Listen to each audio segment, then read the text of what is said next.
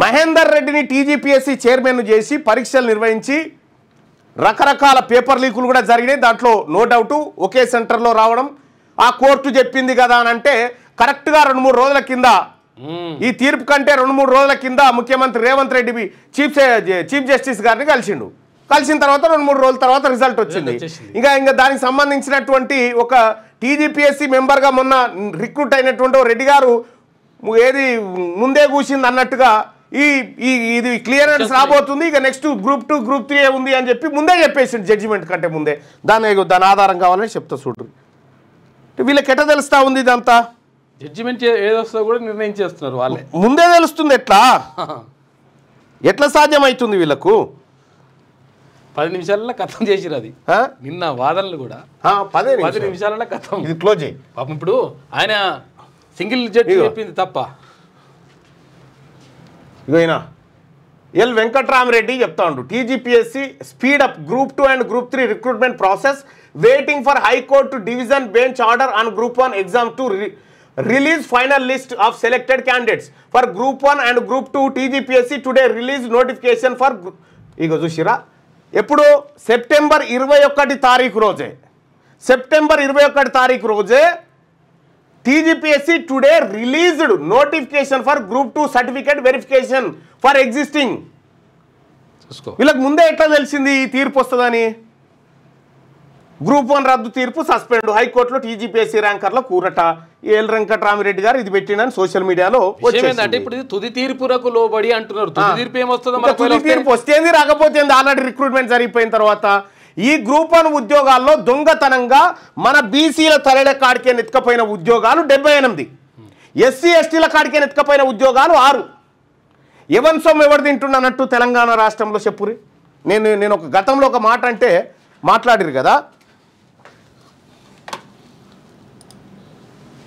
తెలంగాణలో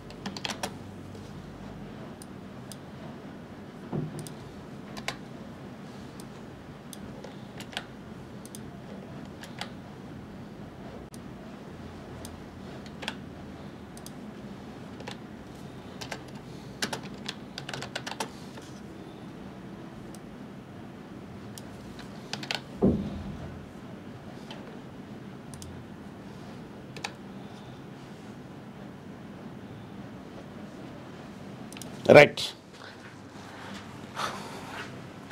తెలంగాణలో ఎవరి సొమ్ము ఎవరు తింటున్నారు? బీసీ ప్లస్ ఎస్సీ ప్లస్ ఎస్టీల సొమ్ము ఓసీలు తింటున్నారు అనుకునే వాళ్ళు ఇక్కడ. మన సొమ్ము బీసీ ఎస్సీ ఎస్టీల సొమ్ము ఓసీలు తింటున్నారు అనుకునే వాళ్ళు ఇక్కడ. ఓసీల సొమ్ము బీసీ ఎస్సీ ఎస్టీలు తింటున్న వాళ్ళనే ఇక్కడ. మీ అభిప్రాయాన్ని తెలియజేయండి. ఎవరి సొమ్ము ఎవరు తింటుండో ఇంకేమంటారు? బీసీ ఎస్సీ ఎస్టీలకు బతుకులేదు అంటారు. మన సొమ్ము తినుకుంటా మన తలలో బువ్వ గుంజుకొని తినుకుంటా మన మీద పెత్తనం వీళ్ళది. వీళ్ళు ఎందుకు అధికారాన్ని వదిలిపెట్టరు? ఇగో ఇది దొబ్బుక తింటాందుకు అన్నట్టు, ఇది మనది గుంజుక తింటాందుకు అన్నట్టు వీళ్ళు అధికారం కాడ కూర్చుంది. ఇలా ఎన్ని ఉద్యోగాలు బీసీలకు రావాల్సిన ఉద్యోగాలు తెలంగాణలో ఎవరి సొమ్ము ఎవరు తింటున్నారు? ఓటింగ్లో పాల్గొనండి దయచేసి. లైవ్ చూస్తున్నటువంటి మిత్రులారా ఓటింగ్లో పాల్గొనండి. ఇది మనది, మన బతుకు.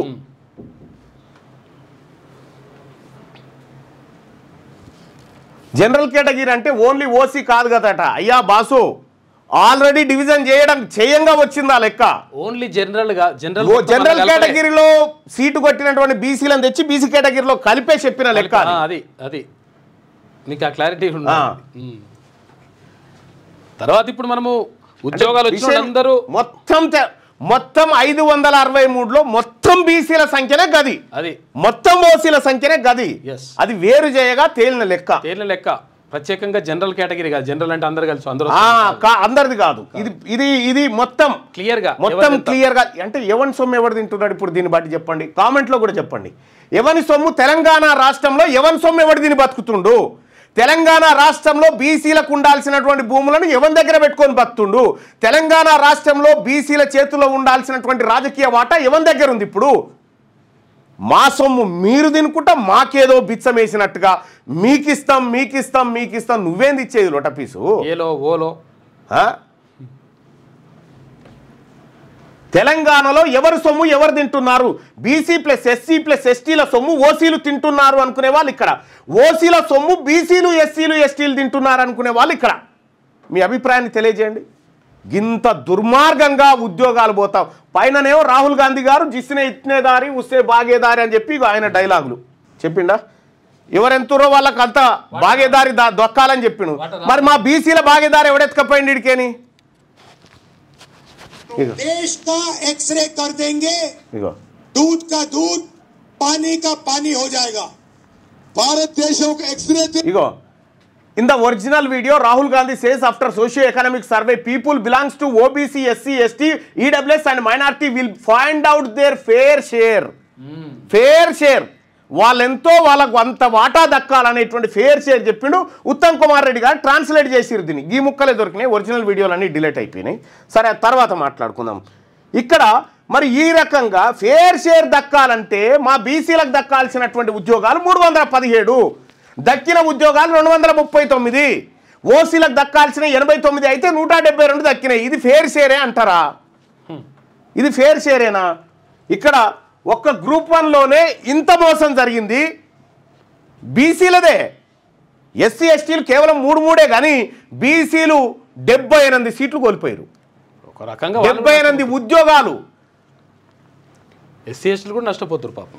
ఇగో తెలంగాణలో ఎవరి సొమ్ము ఎవరు తింటున్నారంటే బీసీ ఎస్సీ ఎస్టీల సొమ్ము ఓసీలు తింటున్నారని 92% మంది అభిప్రాయం. ఇది ఇగో ఇది పోవాలి, ఈ దోపిడి పోవాలి, ఈ ఉద్యోగాలలో దోపిడి పోవాలి, ఈ రైతు భరోసా నిధుల్లో దోపిడి పోవాలి, ఈ రాజ్యంలో పదవుల్లో దోపిడి విషయంలో ఏదైతే ఇది జరుగుతూ ఉందో దోపిడి అది పోవాలి. ఇవన్నీ పోవాలంటేనే ఈ అగ్రవర్ణ పార్టీలు ఈ దోపిడిని ఆపవు. కాబట్టి తెలంగాణ రాష్ట్రంలో బీసీలకు దక్కాలే వాటా అంటే ఖచ్చితంగా బీసీల రాజకీయ పార్టీ తెలంగాణ రాజ్యాధికార పార్టీతోనే సాధ్యం. ఈ లెక్కలు అన్న ఓసీ జనాభా 8% ఉంటే నువ్వు 15 అంటావు ఏంటి అన్న? రాంగ్ చెప్తున్నావు. నేను వాళ్ళ లెక్కలే చెప్తా ఉన్నా, ఇంకా 8% కూడా కాదు. ఈ 8% అయితే వాళ్ళకి ఎంత వస్తుంది? 8, 5, 45 వస్తాయి వాళ్ళకి. అంతే 50 లోపే ఉద్యోగాలు రావాలి వాళ్ళకు. కానీ వాళ్ళ లెక్కలే, వాళ్ళ దొంగ లెక్కలే చెప్తా ఉన్నా. అది 15%గా మీరు భావించొద్దు, 8% లెక్కలు వేసుకొని చేసుకోరు. ఇది కరెక్టే. నువ్వు చెప్పేది 100% డాన్సర్ అంజీ, నువ్వు చెప్పింది 100% కరెక్ట్. నేను మొదటి నుంచి చెప్తుంది అదే. మన లెక్క ప్రకారం వాళ్ళు 7.8% ఉంటారు. కానీ బీసీలలో ఉన్న జనాభాను తీసుకొచ్చి ఓసీలలో చూపెట్టుకొని 15గా మార్చుకున్నారు. ఎందుకంటే ఈడబ్ల్యూఎస్ కోటాన్ని రక్షించుకోవడానికి. 7.8% ఉన్నటువంటి ఓసీలకు 10% ఎట్లా ఇస్తారు అని క్వశ్చన్ చేస్తారు కదా. అది ఎవరు క్వశ్చన్ చేయకుండా జానారెడ్డి అనేటువంటి దుర్మార్గుడు, నరరూప బీసీల రాక్షసుడు, బీసీల పట్ల రాక్షసుడు అయినటువంటి జానారెడ్డి ఆడినటువంటి డ్రామా ఇదంతా. ఇక్కడ రాజకీయంగా ఆర్థికంగా భూముల పరంగా ఓసీలు 90% ఉన్నారు. ఇవి లేని వారు 10% ఈడబ్ల్యూఎస్ కింద రిజర్వేషన్ పొందుతున్నారు. వాళ్ళు 100% సేఫ్గా ఉన్నారు. మహేష్ కుమార్ నల్గొండ ఎస్ మహేష్ జరిగింది ఇదే. బీసీ ఎస్సీ ఎస్టీల సొమ్ము ఓసీలు తింటున్నారు. వీళ్ళు మనకు పెడుతున్నట్టుగా బిల్డప్ ఇస్తారు అన్నట్టుగా. రోజు మా సొమ్ము వీడు తింటున్నట్టుగా, వీని కోటరే వీడు పోయి తాగుతున్నట్టుగా కాదు. మన సొమ్ము పందికొక్కుల్లా మెక్కుతున్నది ఎవరో మనకు అర్థమైపోయింది. ఈ లెక్కలు పక్కా లెక్కలు. ఇవి ప్రభుత్వం లెక్కలే, ఇంకో కొత్తగా తీన్మార్మలన్న బుట్టిస్తున్న లెక్కలు కాదు. ఈ లెక్కలన్నీ అవే. అందుకోసమే చెత్త కొడుకులు రాష్ట్రాన్ని నాశనం చేస్తున్నారు, పురుగులు బట్టి పోతారు, భూమికి భారం కొడుకులు అని చెప్పి బిచ్చగాళ్ళ కంటే హీనంగా ఉన్నారు ఓసీలు అని చెప్పి ఇగో ఇది వాళ్ళ కథ, వాళ్ళ దుర్మార్గం, ఇది వాళ్ళ దుర్మార్గం. అందుకోసమే రాజకీయ పార్టీ బీసీలకు అవసరం వచ్చింది. ఒక్కసారి బీసీ ప్రభుత్వం వస్తే ఈ దొంగల ఆట మొత్తం కట్ చేయొచ్చు, ఈ దొంగల ఆట మొత్తం కట్ చేయొచ్చు. మీ వ్యాపారం అభివృద్ధి కావాలని కోరుకుంటున్నారా? అయితే వెంటనే క్యూనస్ని సంప్రదించండి. Schools, colleges, banks, shops, office promotions, land promotions, political promotions, restaurant promotions, hospital promotions, పుట్టినరోజు వేడుకలు, శుభకార్యాలు, వ్యాపారాలు ఏవైనా, సందర్భం ఏదైనా ఇప్పుడే క్యూనస్ ద్వారా తెలియజేయండి. మీ వ్యాపారాన్ని అభివృద్ధి చేసుకోండి.